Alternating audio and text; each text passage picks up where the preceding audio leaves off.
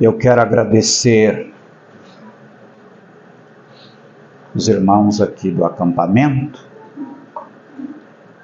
por me ter oferecido esta oportunidade de estar aqui mais uma vez. Também quero agradecer todos vocês que vieram durante esses dias, nos dando o prazer de conhecer muitas pessoas. Muito obrigado a todos vocês. Também eu quero agradecer o irmão Enoque, que eu tive o privilégio de fazer companhia durante esses dias. E foi muito bom. Eu esqueci de perguntar a ele qual que é o mais velho. Mas eu creio que foi bom a gente trabalhar junto e eu espero que vocês também tenham sido abençoados durante esses dias, tanto com o ensino como com a pregação do Evangelho. Hoje à noite nós vamos ler no Evangelho de Lucas, no capítulo 23,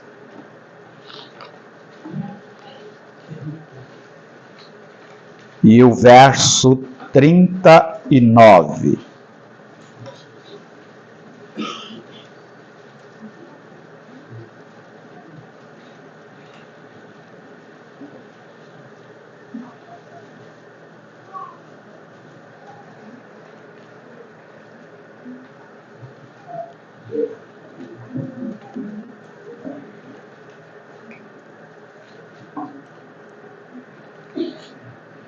Um dos malfeitores crucificados blasfemava contra ele, dizendo: Não és tu o Cristo? Salva-te a ti mesmo e a nós também. Respondendo-lhe, porém, o outro repreendeu-o, dizendo: Nem ao menos temes a Deus, estando sob igual sentença? Nós, na verdade, com justiça, porque merecemos o castigo que os nossos atos merecem, mas este nenhum mal fez. E acrescentou: Jesus, lembra-te de mim quando vieres no teu reino. Jesus lhe respondeu: Em verdade te digo que hoje estarás comigo no paraíso. Amém. O Senhor há de nos ajudar nesta noite. Nós aprendemos pela palavra de Deus que o pecador está morto nos seus delitos e pecados. Então, todo ser humano sem Cristo, ele está condenado à morte. Esses dois homens também foram condenados à morte. É claro, eles foram presos, eles foram julgados e eles foram condenados. Estavam aguardando um dia próprio para esta execução. Os evangelhos nos apresentam esses homens como homens revoltados e que durante o tempo que eles estavam ali ao lado do Senhor, tanto um como o outro, eles afrontavam, eles blasfemavam contra o Senhor. Esses homens também nos deixam uma lição interessante. O ser humano, ele é livre para fazer as suas escolhas, pelo menos enquanto durar a vida. E se a gente se dirigisse a esses homens para perguntar se eles tivessem uma oportunidade de ser livre daquela condenação, eles iam dizer que eles não queriam mudar. Eles queriam continuar da mesma maneira.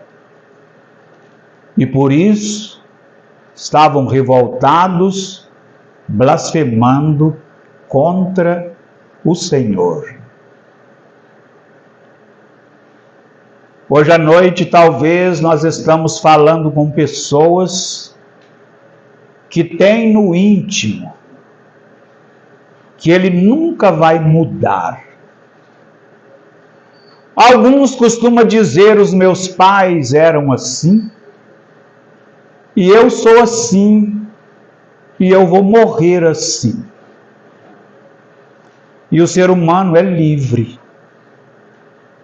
E existem essas pessoas livres que dizem: eu não vou mudar.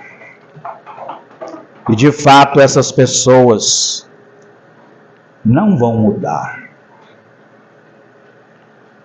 Só que o Senhor, Ele deseja e Ele propõe uma mudança de vida para as pessoas. Como durante esses dias nós temos ouvido, os seres humanos são como ovelhas sem pastor. Eles estão cansados, sedentos e famintos. E existe algo melhor para o ser humano. João Batista anunciava a necessidade de endireitar as veredas. O profeta Isaías disse para Ezequias colocar em ordem a sua casa espiritual. Então o desejo de Deus, e também o desejo daqueles que pregam, é que haja alguém com o desejo de mudar. Aqueles homens tiveram o privilégio de ser crucificado, um à direita e o outro à esquerda do Senhor.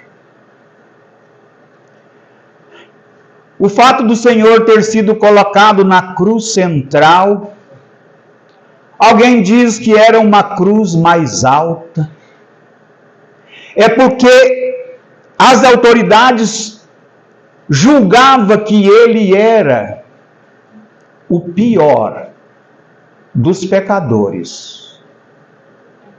E até certo ponto aquelas pessoas tinham razão. Porque os momentos que o Senhor Jesus passou ali na cruz, Ele levou sobre si os pecados do mundo inteiro.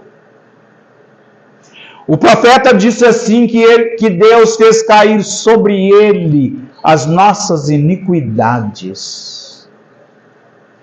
O Senhor fez cair sobre Ele. Então ali Ele de fato era o pior.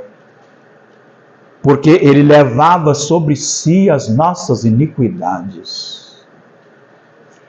Mas Paulo disse que Ele não conheceu o pecado. E Ele se fez pecado por nós. Então Ele morria em lugar de pecadores.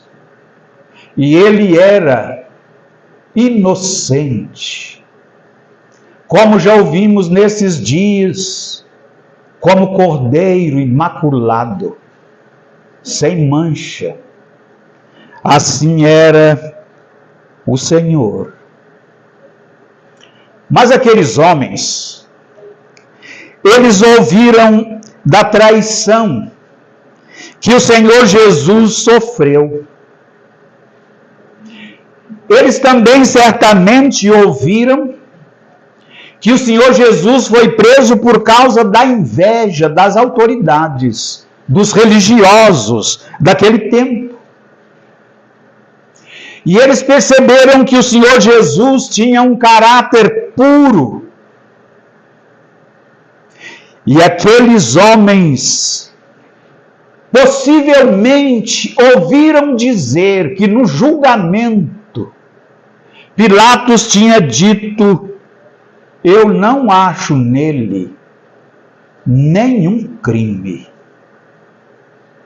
Pilatos não achou no Senhor Jesus nenhum crime. Mas aqueles homens, se até aqui alguém dissesse: vocês desejam mudar de vida, eles iam dizer: não, nós não queremos mudar de vida. Nós queremos continuar fazendo tudo que a gente fez até hoje.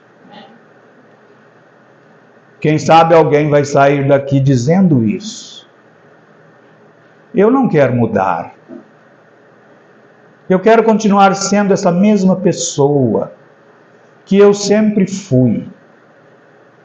E como nós lembramos, o Senhor dá o livre-arbítrio para a pessoa escolher. Como nós lembramos, eles foram crucificados ao lado do Senhor. Eles comprovaram toda a verdade a respeito do Senhor. Eles viram o Senhor de uma maneira serena. E até ouviram o Senhor dizer: Pai, perdoa-lhes, porque eles não sabem o que faz. Foi um testemunho extraordinário. E quando a gente diz que eles tiveram esse privilégio de ser crucificado ao lado do Senhor, nós não estamos exagerando. Pelo menos um deles foi profundamente tocado pela vida do Senhor Jesus. Um daqueles homens resolveu mudar. Ele foi convencido. E ele disse para o seu companheiro: você nem ao menos temes a Deus, estando sob igual sentença. Nós, na verdade, com justiça, os nossos atos merecem. Foi o primeiro sinal de arrependimento daquele homem. Foi o primeiro sinal que aquele homem gostaria de mudar. Talvez ele não sabia exatamente o que ia acontecer com ele, já estando crucificado. E ele disse para o Senhor Jesus assim: Jesus, lembra-te de mim quando vieres no teu reino. A gente vai acompanhando a vida desse homem e vai aprendendo como é que uma pessoa pode ser salva. Como é que uma pessoa pode ser salva? Uma pessoa só pode ser salva se ela reconhecer que é pecador ou pecadora. Esse homem disse: os nossos atos merecem. Nós somos pecadores, dignos de morte. Estamos aqui pelos nossos atos. E isso é reconhecimento de pecado. no cristianismo dos nossos dias, a gente convive com pessoas que não tiveram esta experiência. Eles nunca passaram pelo reconhecimento de pecado. Existem religiões que, na sua grande maioria, eles ainda não ouviram da necessidade de reconhecer que é pecador. Esses dias estamos ouvindo que nós precisamos do Senhor Jesus, porque nós somos pecadores perdidos. E foi Ele que morreu por nós, pelas nossas almas, por causa dos nossos pecados. E esse homem começa assim, reconhecendo que é um pecador. Hoje à noite, se você não teve ainda essa experiência, se você ainda não quis aceitar que você é um pecador, a Bíblia afirma isso de diversas maneiras. E esse homem só vai ser salvo porque ele reconhece o seu pecado, reconhece que é pecador. Depois esse homem disse para o Senhor: lembra-te de mim quando vieres no teu reino. Isso é confissão de fé. Depois que o ser humano admite que ele é um pecador, então chega esse momento da sua confissão de fé. E por que a gente chama isso de confissão de fé? Porque o Senhor Jesus Cristo estava crucificado. E a história não registra que alguém crucificado descesse da cruz. E o ladrão está olhando para a cruz do meio e dizendo que esse que está na cruz do meio vai ter um reino. E ele quer pelo menos ser lembrado naquele dia que o Senhor voltar. Ele olha para a cruz do meio e ele de fato admite que aquele homem é o Messias, é o ungido de Deus, é o Verbo que se fez carne e habitou entre nós, é o Cordeiro de Deus que tira o pecado do mundo. E ele está dizendo: lembra de mim quando vieres no teu reino. No lugarzinho onde você estiver, se já reconhece o seu pecado, se já admite que é um pecador perdido, fala com Ele, que você deseja o perdão. Confissão de fé cada um faz do seu jeito, com as suas palavras. Importante que seja uma confissão de fé. Se a gente fosse ouvir os irmãos aqui contar como eles fizeram essa confissão de fé, nós íamos perceber uma diversidade de maneiras diferentes. A minha confissão de fé foi em uma madrugada. Eu tinha passado uma parte da noite na rua. Eu tinha chegado em casa terrivelmente cansado. A minha mãe me contou uma prosa longa. E já durante alguns meses eu estava com um peso tremendo na consciência. E eu estava convencido que se eu morresse naquele estado, eu estaria perdido. E como ouvimos nesta semana, se o Senhor voltasse e me encontrasse naquele estado, eu estaria perdido para sempre. E eu levantei da minha cama e me coloquei de joelho em um assoalho de tábuas, e ali eu fiz a minha confissão de fé. Totalmente diferente do ladrão. Então hoje à noite, aí onde você estiver, você pode fazer a sua confissão de fé. Ele vai estar olhando para o seu íntimo, e ele sabe se isto é verdade ou não. E vendo a sinceridade do seu coração, ele perdoará o seu pecado e te dará segurança e paz.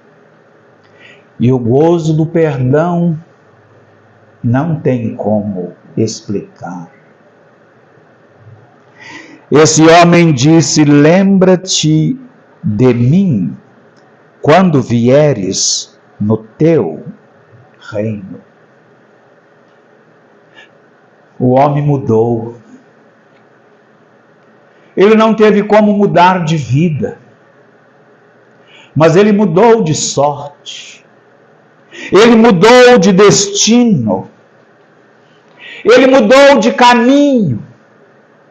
Ele agora está indo em direção ao paraíso.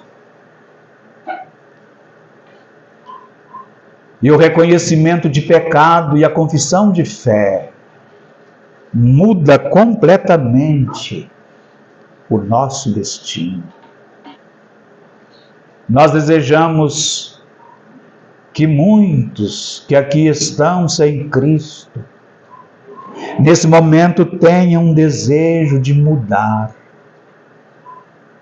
Usa o seu livre-arbítrio para mudar para melhor, para mudar para o caminho do céu, para aceitar o perdão do seu pecado e ser livre da perdição eterna. Mas o outro homem,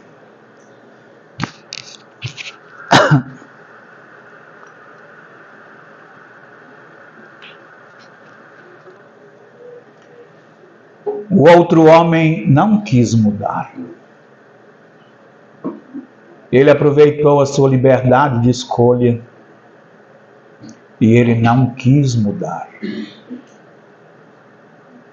Alguns momentos depois, o homem do meio deu um forte brado e ele disse assim: está consumado. Como lembramos, isso quer dizer está pago. A redenção do pecador acabava de ser paga. Aquela redenção da alma que é caríssima acabava de ser paga. E o ser humano do mundo inteiro, se quiser, pode vir a Cristo com o coração contrito e arrependido, porque está pago o preço da sua salvação. Muitas coisas mudou. A Bíblia diz que houve um terremoto. A Bíblia diz que o véu rasgou de alto a baixo, como quem quer dizer: agora o caminho está livre. As pedras fenderam. O centurião desceu de lá dizendo: verdadeiramente esse homem era o Filho de Deus. Sepulcros abriram. Corpos de santos ressuscitaram. É claro, vão sair do túmulo depois da ressurreição dele, do Senhor Jesus. Ele é a primícia dos que dormem. Mas o outro homem, ele não quis mudar. E ele não mudou. E ele é responsável pela sua perdição. Ele não terá o direito nem de reclamar lá na perdição eterna. Ele não vai poder dizer: eu nunca ouvi falar de tal salvação. Eu nunca ouvi dizer que alguém morresse por mim. E nesta noite solene, você está ouvindo que alguém morreu por você. E o poeta cantou: se tudo isso fiz por ti, que fazes tu por mim? Alguém morreu em seu lugar e em seu favor. Já ouvimos nesta semana que para adiantar a morte, os carrascos vieram para quebrar as pernas dos crucificados. Quebrou a perna do ladrão da direita e quebrou a perna do ladrão da esquerda. Mas o Senhor Jesus, para cumprir as Escrituras, que nenhum dos seus ossos seria quebrado, e ele também já tinha rendido o espírito, e não precisaram quebrar as suas pernas. E é interessante que o outro ladrão, crucificado, com as pernas quebradas, ele não quis mudar. Ele não quis mudar. E Deus não exerceu o domínio sobre ele. A escolha é livre. A escolha é livre. Porém, enquanto o Senhor Jesus esteve aqui, um dia lá na festa dos tabernáculos, olhando para a fome e a sede daquela multidão ali, que segundo os estudiosos andavam em volta do altar para bater: salva no Senhor, salva no Senhor. Ele se levantou e disse: se alguém tem sede, venha a mim e beba. E como diz as Escrituras, do seu interior fluirão rios de água viva. Ele também disse: vinde a mim cansados e oprimidos, e eu vos aliviarei.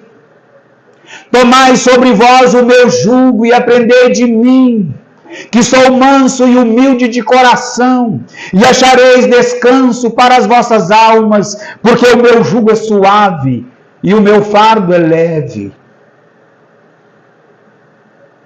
Logo, se você quiser um companheiro em quem você pode confiar e descansar, hoje à noite ele te convida: vinde a mim, cansados, oprimidos, vinde a mim. Ele quer conquistar o seu coração pelo amor.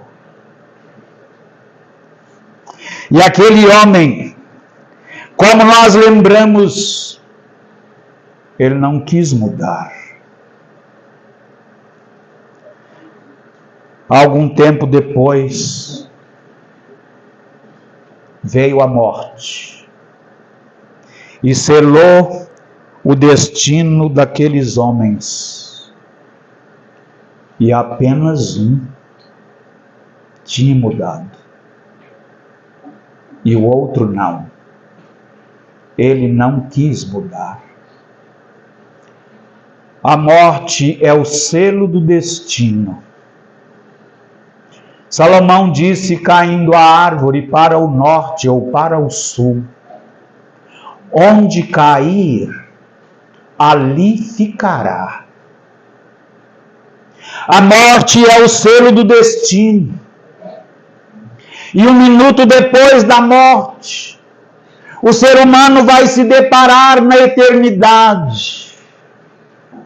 Se ele aproveitou a sua liberdade para mudar de vida, mudar de destino, mudar de sorte, ele vai encontrar com o Senhor no descanso, no paraíso, no seio de Abraão. Mas se ele não tiver mudado, ele vai descer a um grande abismo, intransponível. De lá a oração não sobe. E para lá o socorro não desce. E aquele pobre homem, um minuto depois da morte, ele estava no inferno. E se ele pudesse ouvir de alguém, então você deseja mudar, ele ia dizer: eu daria tudo para mudar. Mas agora é tarde demais. O ser humano não tem chance depois da morte. Ele não tem uma nova oportunidade depois da morte. E Samuel disse: a nossa vida é como água derramada na terra que não se pode mais ajuntar. O ser humano não terá uma nova chance. O escritor aos Hebreus diz que ao homem está ordenado a morrer uma vez, vindo depois disso o juízo. Um minuto depois da morte, o pecador sem Cristo estará no inferno. E sem direito de reclamar.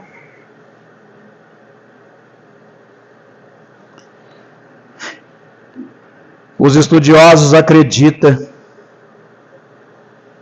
que possivelmente aqueles homens nem sepultado foi. Foram abandonados ali no lugar da caveira. Talvez alguém ia poder passar e distinguir entre uma e a outra e dizer: esse aqui quis mudar, aquele não quis mudar. Esse aqui encontrou com o Senhor Jesus no paraíso, aquele ali desceu para a perdição eterna. E ainda hoje, ele está lá. A Bíblia fala de um julgamento no futuro, onde o inferno será lançado no lago de fogo. E as pessoas, nesse estado transitório, ainda não é o pior. E aquele homem que não quis mudar, ele desceu a esse grande abismo, esse lugar intransponível, de onde as almas não podem sair. Hoje à noite, nós queremos te deixar esta lembrança. Não deixa de ser um apelo ao seu coração. Não deixa de ser a expressão do nosso desejo. E se nós que somos maus, te desejamos que hoje à noite venha Cristo, com o coração contrito e arrependido. Imagine aquele que morreu por ti. E que hoje à noite está atento às decisões que vocês vão tomar hoje à noite. Um dia o Senhor Jesus chorou. Ele estava a uma certa distância de Jerusalém. E quando ele contemplou os palácios, os prédios de Jerusalém, Ele disse: ah, Jerusalém, que mata os profetas e apedreja aqueles que te são enviados. Quantas vezes eu quis ajuntar os teus filhos como a galinha junta os pintinhos debaixo das suas asas, e tu não quiseste. E naquele dia, ele disse assim que tinha passado o dia da visitação. E no ano 70, aquela cidade seria completamente destruída, ou pelo menos parcialmente destruída, e o templo completamente destruído. Eles deixaram passar o dia da visitação. Isto é aquele dia que você é completamente iluminado. Isto é aquele dia que você ouve a voz do Espírito como nunca ouviu antes. Isto é aquele dia que você percebe que de fato o Senhor Deus deseja salvar a sua alma. E você diz: hoje não. Hoje não. Esse dia passa. E pode ser que nunca mais aconteça um outro dia de visitação. Por isso, hoje à noite, você é convidado a crer, a confiar, a reconhecer o seu pecado e fazer a sua confissão de fé. Que o Senhor te ajude. Amém.